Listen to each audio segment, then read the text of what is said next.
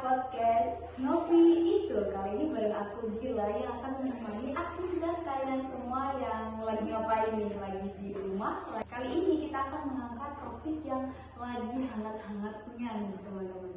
Biar kita nggak cuma gosip aja, kali ini aku udah ditemenin beberapa narasumber yang sudah hadir di Ngopi Isu kita kali ini. Di sini ada Kak Ayu sebagai pengamat dunia hiburan. Mari kita sapa dulu. Halo Kak Ayu. Halo juga Kak Gila, halo penonton semuanya. Oke, jadi di samping Kak Ayu sudah ada dokter psikolog. Jadi kita tidak hanya gosip aja teman-teman, kita bahas dari mental health-nya juga. Kita sapa dulu. Halo Dokter Najma. Halo juga Kak Gila. Oke, sehat dok? Alhamdulillah. Mental health-nya sehat? Sehat, saya sehat. Oke, jadi sudah ada dokter. Kita juga di sini kehadiran aktivis narkoba atau sekaligus sedang menjabat menjadi duta anti narkoba. Di sini ada Kak Manda. Halo Kak Manda. Halo Gila, halo semuanya. Oke, gimana Kak, sehat? Menjadi aktivis narkoba? Alhamdulillah sehat. Nah, kayaknya kita nggak perlu berlama-lama lagi ya. Kita harus langsung ke the point aja nih, kakak-kakak narasumber, tentang bagaimana pendapat atau pandangan dari masing-masing Kak Ayu, Dokter Najma maupun Kak Manda mengenai kasus Ahmad Zoni yang lagi-lagi tersandung kasus narkoba. Oke, jadi di sini aku mau pandangan dari Kak Ayu dulu sebagai pengamat dunia hiburan. Gimana sih Kak kalau di dunia hiburan? Kak Ayu ini kan praktisi artis gitu ya. Baik Kak Gila, jadi menurut saya itu Ahmad Zoni dari kasus ini ada dua sisi. Yang pertama, kekecewaan masyarakat melihat tingkah laku yang kurang etis. Nah, yang kedua ada tekanan dunia hiburan yang sangat kejam. Jadi ketika ada seseorang yang tidak kuat mentalnya menghadapi ini, jadi Ahmad Zoni memilih untuk melakukan kegiatan yang kurang baik itu dengan mengonsumsi narkoba. Wah, menarik banget nih pandangan dari Kak Ayu yang juga membedah gimana sih dunia hiburan itu. Dan di sini Kak Ayu juga gak hanya menyoroti tentang gaya hidup atau lifestyle-nya ya. Kan sebagai artis tuh yang disoroti lifestyle-nya, kayak gimana-gimana itu langsung viral aja di sosial media. Tapi Kak Ayu juga meng-highlight mengenai mental health dari Kak Ahmad Zoni ini. Nah, karena kita bahas mental health, kita move dulu nih ke ahlinya, yaitu ada Dokter Najma. Gimana pandangan dokter terhadap kasus Ahmad Zoni yang sedang viral ini? Jadi gini Kak Nadila, kasus kampus seperti ini tuh sudah sering terjadi. Proses rehabilitas bukan cuma soal berhenti menggunakan atau mengkonsumsi hal-hal seperti itu ya, tapi juga soal pemulihan perilaku dan lingkungan sosial. Kalau seseorang kembali ke lingkungan yang sama tanpa dukungan sosial yang kuat, kemungkinan besar dia akan relapse atau kambuh lagi seperti semula.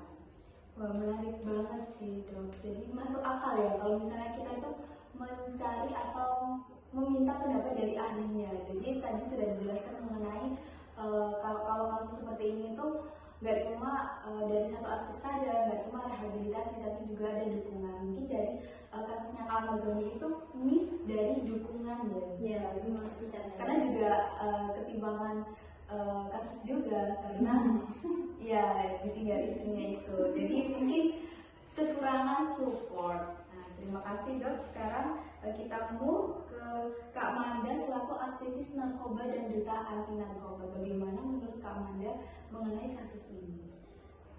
Kasus seperti Ahmad Zoni ini bisa menjadi dua sisi Gila.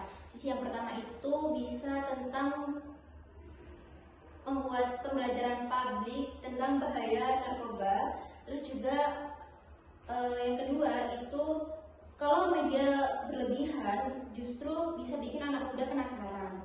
Makanya perlu cara pembelajaran yang edukatif, bukan sensasional. Oke, terima kasih Kak Manda selaku aktivis narkoba yang juga menjelaskan dampak kepada masyarakat terkait kasus ini. Jadi nggak cuma viral tapi juga ada nilai edukatif yang bisa kita ambil dari kasus ini. Benar banget Kak Gila, aku juga setuju dengan statementnya Kak Manda. Nah, contohnya ketika kita menjadi public figure, tentunya kita menjadi contoh atau suri tauladan bagi masyarakat. Jadi kesalahan sekecil apapun pasti menjadi pusat perhatian. Nah, tetapi di sisi lain kita juga harus adil. Jangan cuma melihat atau menghujat mereka tanpa melihat konteks bahwa mereka juga manusia yang memiliki kesalahan. Tapi hal tersebut, hal Marsun yang lapor itu tidak bisa kita benarkan ya teman-teman. Ya benar sekali pandangan dari Kak Ayu tadi ya. Kadang orang itu lupa kalau masalah kayak gini tuh bukan cuma soal moral, tapi juga soal kesehatan. Lebih tepatnya, ya benar sekali dari pandangan Kak Ayu tadi ya. Kadang orang itu lupa kalau masalah kayak gini tuh bukan sekedar soal moral, tetapi juga soal kesehatan. Lebih tepatnya penyakit adiksi. Jadi bukan sekedar tentang mereka itu salah, tapi juga tentang mereka butuh bantuan. Dalam artian fokusnya harus ke pemulihan, bukan cuma hukuman. Karena kalau cuma dihukum tanpa dibantu pulih, ya percuma, bisa aja nanti keulang lagi seperti kejadiannya sebelumnya. Dukungan dari lingkungan juga penting banget, biar prosesnya nggak terasa sendirian.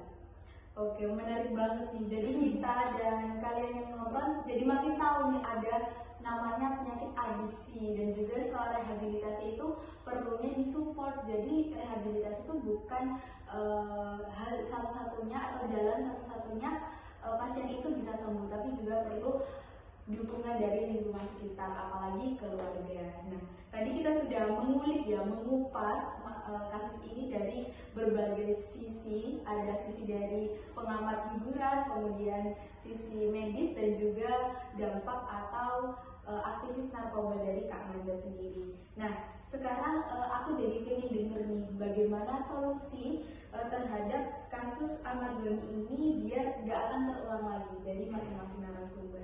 Mungkin bisa dimulai dari Kak Ayu sebagai pengamat dunia hiburan.